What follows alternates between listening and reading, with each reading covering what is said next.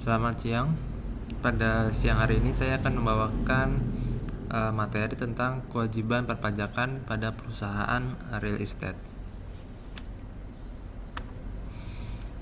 Sebelum masuk ke kewajiban perpajakannya, saya akan menjabarkan dulu definisi real estate pada umumnya. Real estate pada umumnya terdiri dari perumahan, kemudian bangunan kantor, hotel, SPBU, bandara, jalan tol, dan juga yang lainnya. Rumah sederhana, menengah, mewah, rumah susun, apartemen, villa, dan resort juga termasuk ke real estate.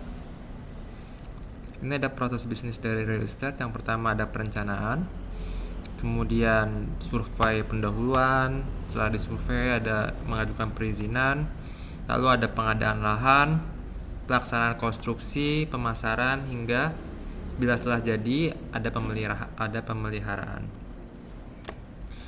Sistem administrasi pajak itu self-assessment.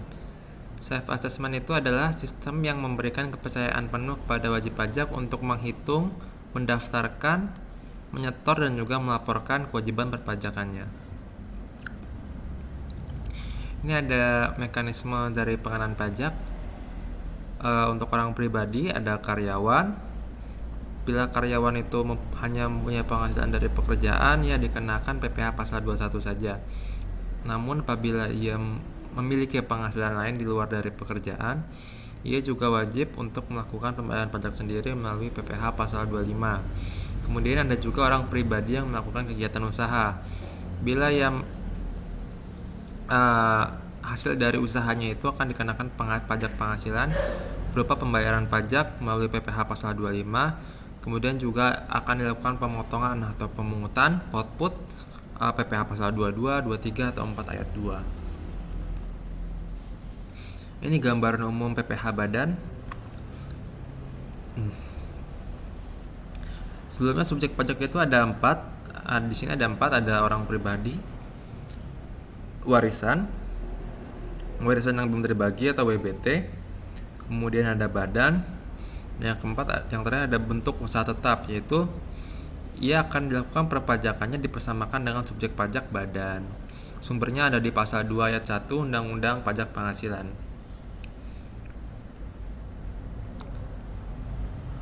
Nah, untuk ini ada subjek pajak dalam negeri dan juga subjek pajak luar negeri. Bila dalam negeri, ia terbagi yang tadi, ada orang pribadi, OP yang bertempat tinggal di Indonesia, yang berada di Indonesia lebih dari 183 hari atau 6 bulan dalam jangka waktu 12 bulan. Kemudian juga dalam 1 tahun pajak berada di Indonesia dan mempunyai tempat tinggal dan mempunyai niat untuk bertempat tinggal di Indonesia.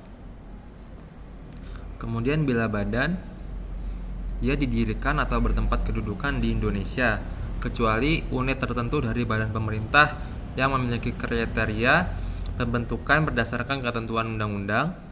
Kemudian penerimanya dimasukkan dalam anggaran pemerintah pusat. Kemudian pembiayanya bersumber dari APBN atau APBD. Dan yang keempat, pembukuannya diperiksa oleh aparat pengawasan fungsional negara. Kemudian untuk warisan yang belum terbagi sebagai satu kesatuan menggantikan yang berhak, WBT ini termasuk subjek pajak dalam negeri. Kemudian untuk subjek pajak luar negeri, yaitu ada orang pribadi yang tidak bertempat tinggal di Indonesia, itu OP yang berada di Indonesia kurang dari 183 hari dalam jangka waktu 12 bulan. Badan yang tidak didirikan dan tidak bertempat kedudukan di Indonesia yang menjalankan usaha atau melakukan kegiatan melalui BPT di Indonesia. Kemudian ada juga badan yang tidak didirikan dan tidak bertempat kedudukan di Indonesia yang dapat menerima atau memperoleh penghasilan dari Indonesia tidak dari menjalankan usaha ataupun melakukan kegiatan melalui BUT di Indonesia. BUT menjalankan kegiatan di Indonesia itu dapat berupa tempat kedudukan manajemen, cabang perusahaan, kantor perwakilan, pertambangan minyak gas bumi, konstruksi, dan lain-lain. Ini ada kewajiban pajak subjektif. Bila subjek A dibagi menjadi subjek pajak dalam negeri dan juga subjek pajak luar negeri. Subjek pajak luar negeri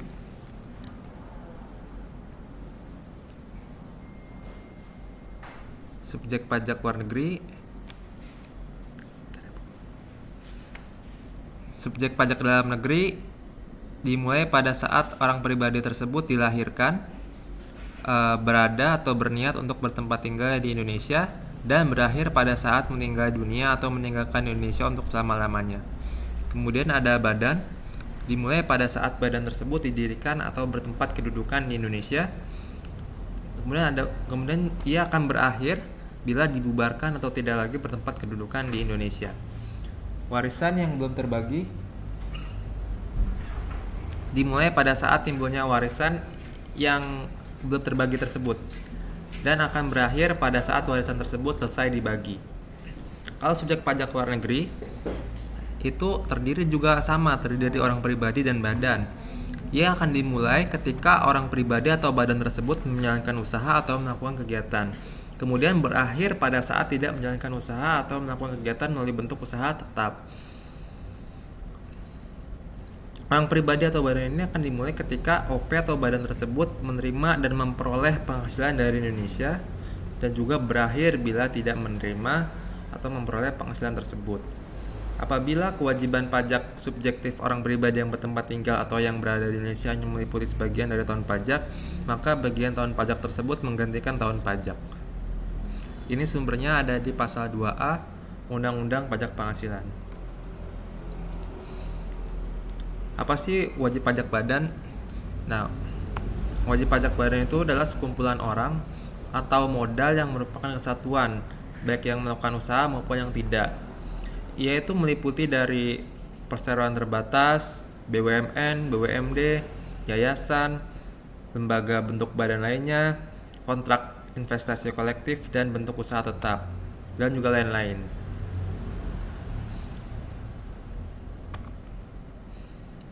Ini adalah objek pajak penghasilan. Objeknya itu adalah setiap tambahan kemampuan ekonomis yang diterima atau diperoleh wajib pajak, baik yang berasal dari Indonesia maupun dari luar Indonesia, yang dapat dipakai untuk konsumsi atau untuk menambah kekayaan yang bersangkutan dengan nama dan dalam bentuk apapun. Ini tertuang di pasal 4 ayat 1 Undang-Undang Pajak Penghasilan. Klasifikasi penghasilan ada dua, objek pajak dan juga non-objek pajak. Objek pajak dibagi lagi menjadi dua, yaitu objek pajak final dan non-final. Final itu dia masuk ke pasal 4 ayat 2, bila non-final masuk ke pasal 4 ayat 1. Ini ada penghasilan yang termasuk objek pajak. Itu penghasilan dari pekerjaan atau jasa yang diterima, hadiah dari undian, laba usaha, keuntungan, penerimaan kembali pembayaran pajak, kemudian juga bunga termasuk premium, diskonto, imbalan dan imbalan karena jaminan pengembalian hutang.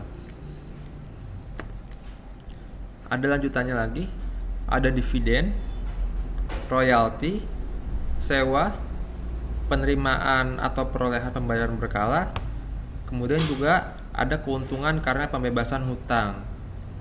Ini termasuk dari objek pajak. Lalu ada keuntungan selisih kurs mata uang asing, selisih lebih karena penilaian kembali aktiva, premi asuransi juga dikenakan objek pajak. Kemudian iuran yang diterima atau diperoleh perkumpulan dari anggotanya yang terdiri dari wajib pajak yang menjalankan usaha atau pekerjaan bebas. Kemudian ada tambahan kekayaan neto yang berasal dari penghasilan yang belum dikenakan pajak. Ini tiga terakhir ada penghasilan dari usaha berbasis syariah, imbalan bunga sesuai dengan Undang-Undang Ketentuan Umum Perpajakan, dan yang terakhir ada surplus dari Bank Indonesia. Ini adalah 19 penghasilan yang merupakan objek pajak.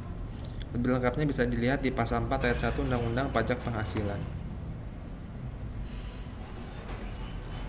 Setelah mengetahui dari penghasilan yang merupakan objek pajak, maka kita juga akan membahas tentang PPh final. PPh final itu adalah ia dibayar sendiri atau dipotong pihak lain dan tidak dapat dikreditkan. Biaya yang digunakan untuk menghasilkan, menagih, memelihara penghasilan yang dikenakan PPh final tidak dapat dikurangkan dalam menghitungkan PPh terutang pada akhir tahun. Perlu digarisbawahi di sini tidak dapat dikurangkan dalam menghitung PPh terutang dalam SPT tahunan.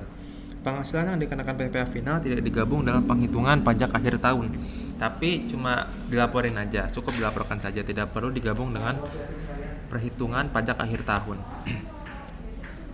Penghasilan yang dikenai PPh final itu ada salah satunya ini ada 5 poin. Yang pertama ada penghasilan deposito dan tabungan, kemudian obligasi, sun, bunga simpanan yang dibayar koperasi kepada anggota koperasi orang pribadi, kemudian penghasilan undian, kemudian ada penghasilan dari transaksi saham dan sekuritas lain, dan juga ada transaksi dari pengalihan harta, dan yang terakhir ada penghasilan tertentu lainnya. Di sini ada poin yang penting di poin ini yang akan menjadi bahasan kita, yaitu penghasilan dari transaksi pengalihan harta berupa tanah atau bangunan, usaha jasa konstruksi, usaha real estate dalam persewaan tanah dan atau bangunan. Ini ada penghasilan yang dikecualikan dari objek pajak. Ini macam-macam penghasilan yang tidak dikenakan pajak. Itu ada sumbangan.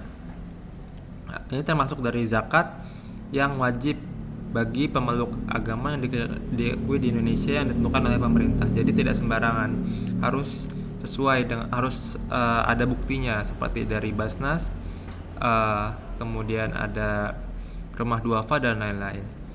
Kemudian juga ada harta hibah sesuai dengan ketentuan KUP. Warisan ini dikecualikan dari objek pajak kecuali warisan yang belum terbagi, itu dia termasuk subjek pajak. Kemudian ada harta, yaitu harta yang termasuk setoran tunai yang diterima oleh badan sebagai pengganti saham atau sebagai pengganti dari penyertaan modal. Kemudian ada natura. Natura ini kenikmatan dari WP atau pemerintah. Natura ini kayak beras, seperti itu dan lain-lain. Kemudian pembayaran dari perusahaan asuransi kepada orang pribadi, termasuk dari kesehatan, asuransi kecelakaan, jiwa, beasiswa dan lain-lain. Kemudian yang dijualkan dari objek pajak lagi, dividen atau bagian laba yang diterima atau diperoleh PT perseroan terbatas sebagai WP dalam negeri, koperasi, BUMN atau BUMD dari penyertaan modal pada badan usaha yang didirikan dan bertempat kedudukan di Indonesia dengan syarat-syarat tertentu. Kemudian juga ada iuran yang diterima atau diperoleh dana pensiun. Ini iuran yang diterima atau diperoleh itu dikecualikan dari objek pajak. Kemudian ada penghasilan dari modal, ada juga bagian laba yang diterima oleh anggota dari perseroan komanditer yang modalnya ini nggak kebagi-bagi jadi saham, persekutuan, perkumpulan, firma dan kongsi. Kemudian ada penghasilan yang diterima atau diperoleh perusahaan modal ventura, ada beasiswa juga dikecualikan dari objek pajak, dan sisa lebih yang diterima atau diperoleh badan atau lembaga nirlaba yang bergerak dalam bidang pendidikan.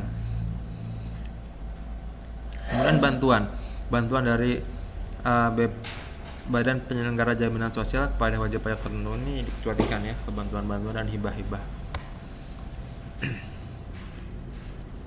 Dan ini ada biaya yang boleh dikurangkan dari penghasilan bruto. Yang pertama, biaya untuk mendapatkan, menagih dan memelihara penghasilan, termasuk biaya yang secara langsung atau tidak langsung berkaitan dengan kegiatan usaha, biaya susutan fiskal, iuran kepada dana pensiun, kerugian karena penjualan atau pengalihan harta, kerugian selisih kurs, kemudian biaya penelitian dan pengembangan perusahaan yang dilakukan di Indonesia. Biaya yang boleh dikurangkan dari penghasilan bruto, selanjutnya ada beasiswa tentunya, magang dan pelatihan sesuai dengan pasal 6 Undang-Undang PPH, piutang yang nyata-nyata tidak dapat ditagih, zakat dan sumbangan keagamaan, dan pembentukan dan pemumpukan cadangan piutang tak tertagih. Ini khusus untuk bank, leasing, cadangan asuransi, penjamin lembaga pinjaman simpanan, penanaman hutan, cadangan biaya reklamasi, dan biaya penutupan limbah. Lalu ada kompensasi kerugian tahun sebelumnya, maksimalnya 5 tahun sebelumnya. Kemudian ada penggantian atau imbalan dalam bentuk natura dan kenikmatan yang terbatas.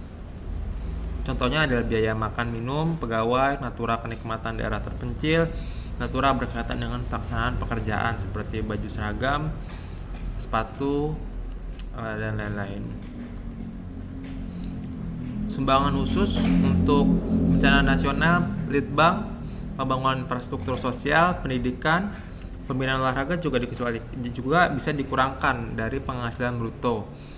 Kemudian untuk biaya kendaraan sedan atau sejenisnya boleh dibebankan 50%. Biaya telepon seluler juga dapat dibebankan 50%. Lalu ada biaya yang tidak boleh dikurangkan dari penghasilan bruto, yaitu ada pembagian laba dengan nama dan dalam bentuk apapun. Biaya yang dibebankan untuk kepentingan pribadi pemegang saham, pembentukan pemupukan dana cadangan, premi asuransi kesehatan, penggantian jasa yang diberikan dalam bentuk natura dan kenikmatan, dan juga jumlah yang melebihi kewajaran yang dibayarkan kepada pemegang saham atau pihak-pihak yang mempunyai hubungan istimewa. Lalu ada harta yang dihibahkan juga tidak boleh dikurangkan dari penghasilan bruto. Ada pajak penghasilan, biaya yang dibebankan atau dikeluarkan untuk kepentingan pribadi WP atau orang yang menjadi tanggungan, gaji yang dibayar kepada anggota persekutuan, firma atau perseroan komanditer, dan juga sanksi administrasi serta sanksi pidana di bidang perpajakan itu tidak boleh dikurangkan dari penghasilan bruto. Lalu ada penyusutan atas pengeluaran, yaitu untuk pembelian, pendirian, penambahan, perbaikan, atau perubahan harta berwujud. Namun ada dikecualikan tanah yang berstatus hak milik, hak guna bangunan, hak guna usaha, ataupun hak pakai yang dimiliki dan digunakan untuk mendapatkan, menagih, dan memelihara penghasilan yang mempunyai masa manfaat 1 tahun atau lebih. Mempunyai masa manfaat lebih dari 1 tahun. Ia dilakukan dalam bagian-bagian yang sama besar selama masa manfaat yang telah ditentukan bagi harta tersebut, yaitu metode garis lurus. Kemudian dalam bagian-bagian yang menurun selama masa manfaat yang dihitung dengan cara menerapkan tarif penyusutan atas nilai sisa buku, dan pada akhir masa manfaat nilai sisa buku disusutkan sekaligus dengan syarat dilakukan secara taat asas, atau disebut juga metode saldo menurun. Ini contoh-contoh dari metode-metode penyusutan.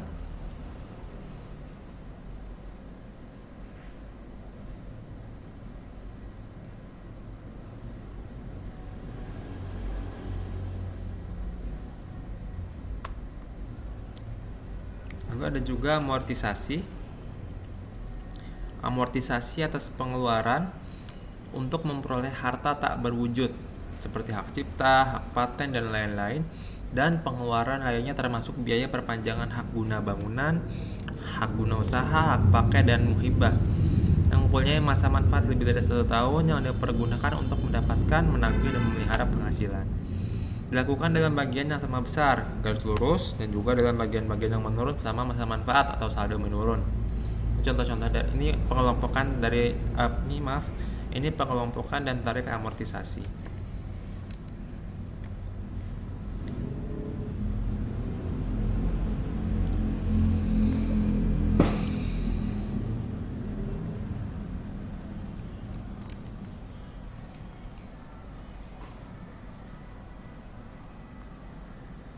Nah, ini ada tarif-tarif dari PPh Badan. Bila omset di atas 50 miliar itu dikenakan pasal 17 ayat 1, sampai dengan 50 miliar itu dikenakan pasal 31E Undang-Undang PPh. Bila ia PT, ia akan dikenakan pasal 17 ayat 2B Undang-Undang PPh. Tarif PP Badan dengan omset di atas 50 miliar per tahun.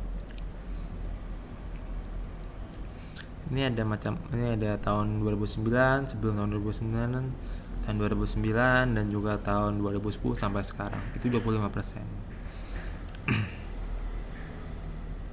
Ini tarif PP Badan sampai dengan omset sampai dengan 50 miliar.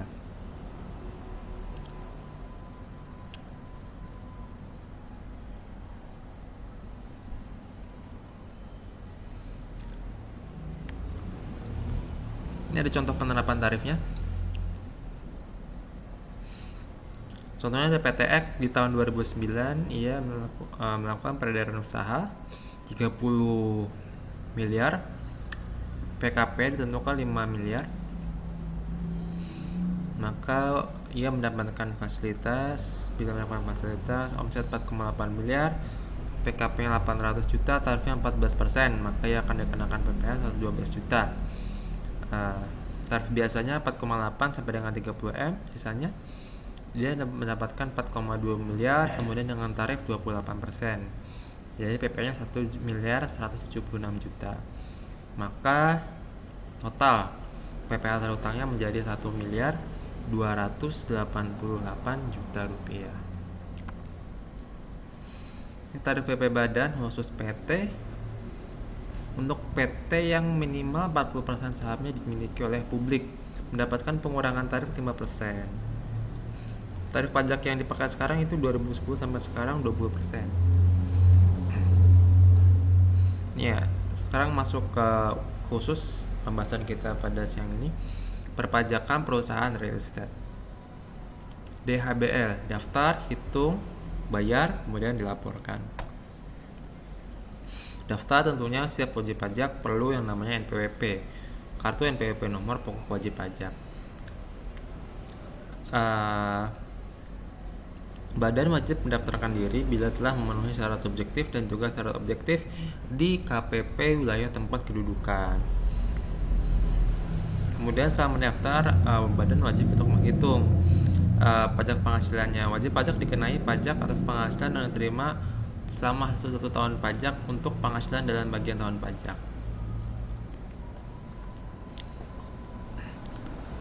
Ini seperti yang sudah dijelaskan awal tadi, penghasilan, pengertian dari penghasilan, tambahan kemampuan ekonomis yang diterima oleh wajib pajak. Jenis penghasilan, ada objek pajak seperti tadi, objek pajak, dan juga yang dikecualikan dari objek pajak.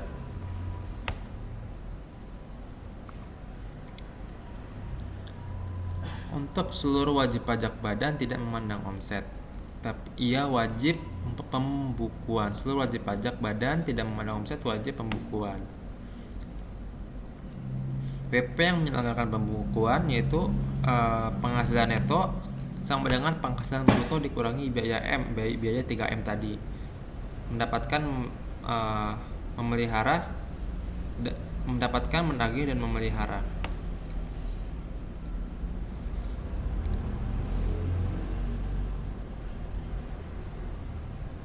Ini cara menghitung pajaknya.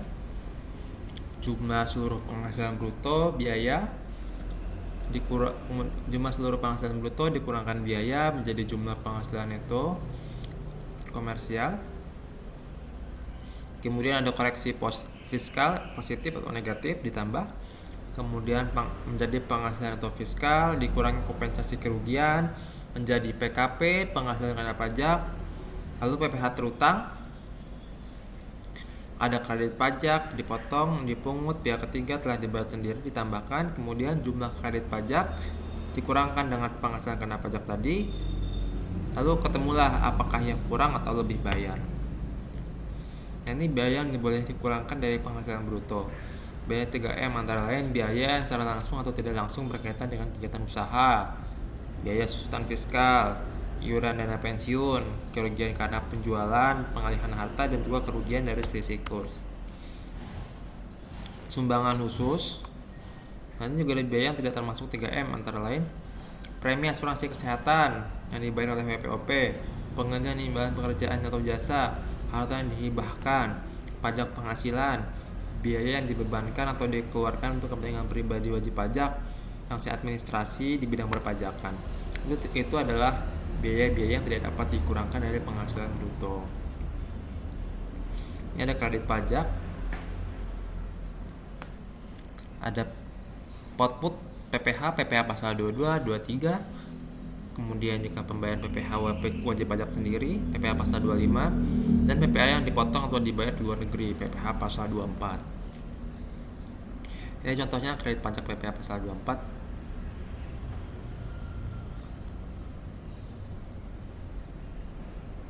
Ini ada batas maksimum dari kredit pajak luar negeri. Penghasilan di luar negeri dibagi dengan penghasilan kena pajak dikalikan dengan PPh terutang. Lalu ada poin penting, jika penghasilan kena pajak lebih kecil daripada penghasilan di luar negeri, maka batas maksimum kredit pajak luar negeri adalah sebesar PPh terutang atas penghasilan kena pajak. Ini bila PPh kurang atau lebih bayar pada SPT tahunan, kurang bayar itu bisa terjadi bila PPh terutang lebih daripada kredit pajak. Dan juga kekurangan pembayaran PPh pasal 29 harus disunasi sebelum SPT tahunan disampaikan ke KPP. Bila PPh lebih bayar, maka ya PPh terutang dikurangkan dari kurang dari kredit pajak. Setelah menghitung, maka wajib pajak berkewajiban untuk membayarkannya. Kewajiban pelunasan pajak dalam tahun berjalan. Pembayaran angsuran PPh pasal 25, kemudian pemotongan pemungutan oleh pihak lain, pembayaran PPh yang bersifat final. Kemudian pembayaran pada akhir tahun pajak ada PPh pasal 29. Untuk pembayaran PPh pasal 25, angsuran ini dibayar sendiri oleh wajib pajak dalam tahun berjalan. Paling lambat yaitu tanggal 15 bulan berikutnya setelah masa pajak berakhir. Jadi bila dia ingin membayarkan angsuran PPh pasal 25 bulan Februari, maka paling lambat ia membayarnya sebelum tanggal 15 bulan Maret. Ini untuk pemotongan atau pemungutan oleh pihak lain, pemungutan PPh pasal 22. Cara pelunasan pembayaran pajak dalam tahun berjalan oleh wajib pajak atas penghasilan antara lain sehubungan dengan impor barang. Kemudian bila pemotongan PPh pasal 23, yaitu cara pelunasan pajak dalam tahun berjalan melalui pemotongan pajak atas penghasilan yang dibayarkan oleh pihak lain, antara lain dividen, royalti, sewa selain tanah atau bangunan, jasa teknik, jasa konsultan, dan jenis jasa lainnya. Untuk pembayaran PPh yang bersifat final antara lain transaksi saham, pengalihan hak atas tanah bangunan, persewaan tanah atau bangunan, dan juga penghasilan atas usaha WP yang memiliki peredaran bruto. Di sini 46 tapi sekarang sudah direvisi menjadi PP 23 tahun 2018. Perusahaan riset dikenai PPh final dimaksud apabila peredaran bruto usaha dalam tahun pajak sebelumnya tidak melebihi dari 4,8 miliar. Ia dapat kalau kurang dari 4,8 miliar dalam 1 tahun, maka ia berhak untuk memakai PP nomor 23 tahun 2018. Kemudian setelah dibayarkan, wajib pajak juga wajib untuk melaporkan pajaknya. Untuk perusahaan real estate, ia wajib mengisi SPT masa dan tahunan dan menyampaikannya ke KPP tempat terdaftar. Media penyampaian SPT tahunan itu ada 4. Secara langsung melalui KPP atau KP2KP, tempat lain bisa melalui pojok pajak, Dropbox ataupun mobil pajak. Kantor pos juga bisa, perusahaan ekspedisi atau kurir, tapi dengan bukti pengiriman surat ke KPP tempat WP terdaftar. Kemudian yang terakhir, bisa secara online melalui e-filing di djponline.pajak.go.id. Ini batas-batas waktu pelaporannya. PP pasal 25, tanggal setornya paling lama tanggal 15. Kalau tanggal pelaporannya paling lama 20 hari setelah masa pajak berakhir. Kemudian untuk PPh pasal 4 ayat 2 seterus sendiri paling lama tanggal 15. Kalau pelaporannya paling lama tanggal 20. Bila PPh pasal 29 atau badan paling lama dilunasi sebelum SPT tahunan disampaikan tanggal penyetoran. Kemudian pelaporannya 4 bulan setelah akhir tahun pajak atau bulan April. Itu batas waktu pelaporan PPh pasal 29 badan.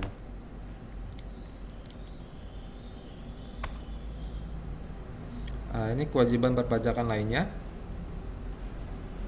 Untuk PPh pasal 2126 ada gaji, upah, honorarium, insentif, imbalan dalam bentuk nama dan dalam bentuk dan nama apapun.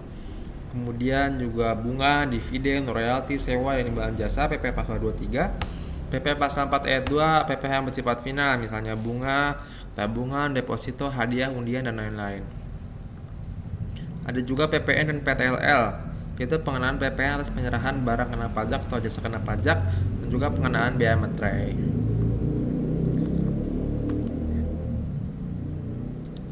Untuk PPh pasal 21 atau 26, WP wajib memotong PPh pasal 21 atau 26 antara lain atas pembayaran gaji karyawan, pesangon, tenaga ahli. Tata cara hitung mengikuti ketentuan peraturan DJP nomor per 31/PJ/2012. Untuk PPh pasal 23 atau 26, WP wajib memungut PPh pasal 23 antara lain atas pembayaran dividen, bunga atau diskonto obligasi, royalti, sewa selain tanah dan bangunan, jasa teknik, jasa manajemen, konsultan, dan jasa-jasa lain sebagaimana diatur dalam PMK 244/PMK 03/2008. Untuk PPh pasal 23 atau 26, WP wajib memungut PPh pasal 23 antara lain atas pembayaran dividen, bunga, royalti, hadiah, penghargaan. Itu dia bila punya NPWP 15%, bila tidak punya NPWP 30%. Sewa atau selain sewa tanah dan bangunan, imbalannya sehubungan dengan jasa teknik, jasa manajemen, konsultan, jasa lain yang ditetapkan peraturan Menkeu, tarifnya 2% bila punya NPWP dan tidak punya NPWP 4%. Tarif bagi yang tidak punya NPWP itu lebih besar 100%. Ini tanggal penyetoran pelaporannya seperti yang tadi sudah saya sampaikan. PPh pasal 4 ayat 2 ada hadiah undian, dividen yang diperoleh oleh wajib pajak orang pribadi dalam negeri, dan juga pembayaran sewa tanah.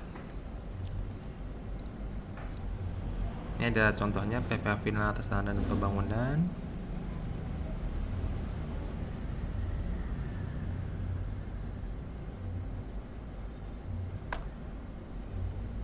Ini tarif dan dasar pengenaan pajak penghasilan usaha jasa konstruksi. Imbalan jasa konstruksi termasuk dari PPh final. Jasa pelaksanaannya memiliki kualifikasi usaha kecil, tidak memiliki kualifikasi usaha itu 4%, kemudian memiliki kualifikasi usaha menengah atau kualifikasi besar 3%. Jasa perencanaan dan pengawasan bila memiliki kualifikasi usaha dia 4%, bila tidak memiliki kualifikasi usaha itu 6%. Ini ada PPh final atas hadiah dan undian.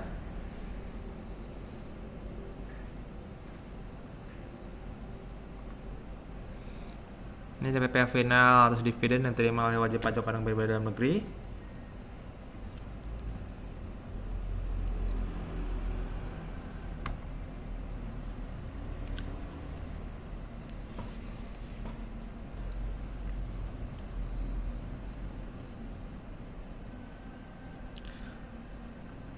PPh final sewa tanah bangunan ini besarannya dipotong atau dibayar sendiri atas penghasilan dari sewa tanah atau bangunan 10% dari jumlah bruto nilai persewaan tanah dan atau bangunan dan bersifat final, baik itu penghasilan tersebut diterima oleh OP maupun badan.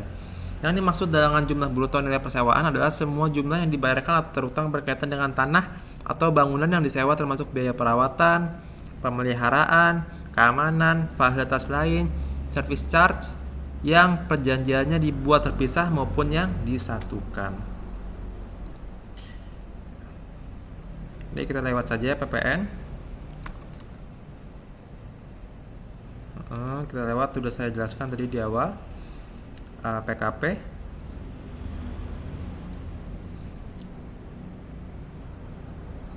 Kalau sudah saya jelaskan di awal.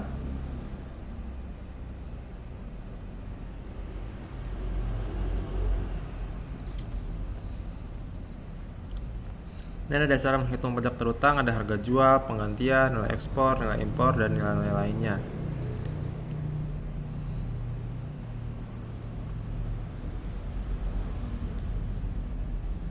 Ya, ini saya lewatkan. Ini PPN saya lewat. karena tadi sudah dijelaskan di awal.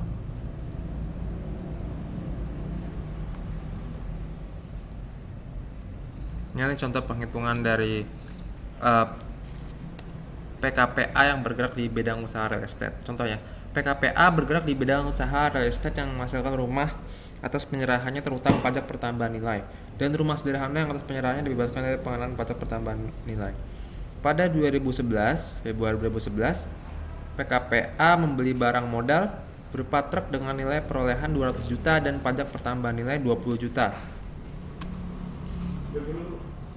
Pada saat perolehan truk tersebut, PKPA belum dapat menentukan berapa penyerahan rumah yang terutang PPN dan rumah sederhana yang atas penyerahannya dibebaskan dari pengenaan PPN. Berdasarkan perkiraan pengusaha kena pajak A, jumlah rumah sederhana yang akan dibangun pada tahun 2011 ada sebanyak 30% dari total rumah yang dibangun. Berdasarkan data tersebut, maka PKPA dapat mengkreditkan pajak masukan atas perolehan truk dengan perhitungan sebagai berikut: 20 juta dikalikan 70%, yaitu 14 juta.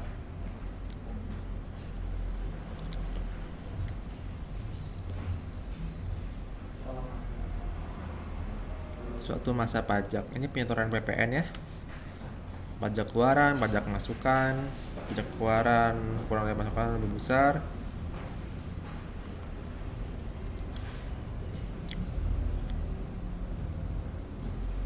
Ini kita lewat fasilitas PPN sana ini. Bagi perusahaan real estate yang melakukan penyerahan atas rusun sederhana yang selanjutnya disebut rusun nami yang memenuhi ketentuan luas untuk setiap hunian lebih dari 21 meter persegi dan tidak melebihi 36 meter persegi, harga jual setiap hunian tidak melebihi 144 juta. Pembangunannya mengacu kepada peraturan Menteri PU, kemudian merupakan unit hunian pertama yang memiliki dan digunakan sendiri sebagai tempat tinggal dan tidak dipindahtangankan dalam jangka waktu 5 tahun sejak dimiliki. Kemudian juga ya dibebaskan, yaitu bagi perusahaan real estate yang membangun dan melakukan penyerahan atas rumah sederhana, rumah tangga sederhana, rumah susun sederhana, pondok boro, asrama mahasiswa, dan pelajar. Ia dibebaskan fasilitas PPN-nya.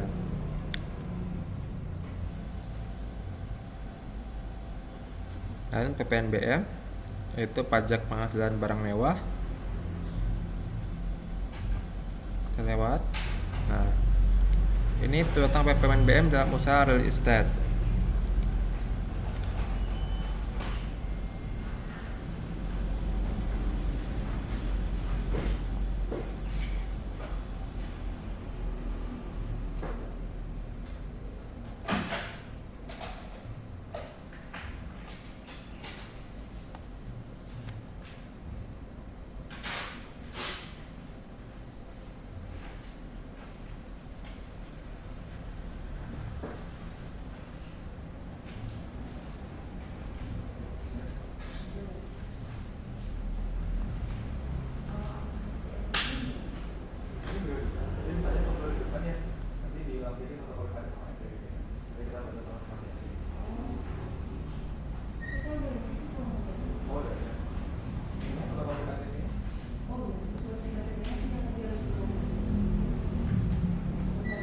Oke, kita lanjutkan.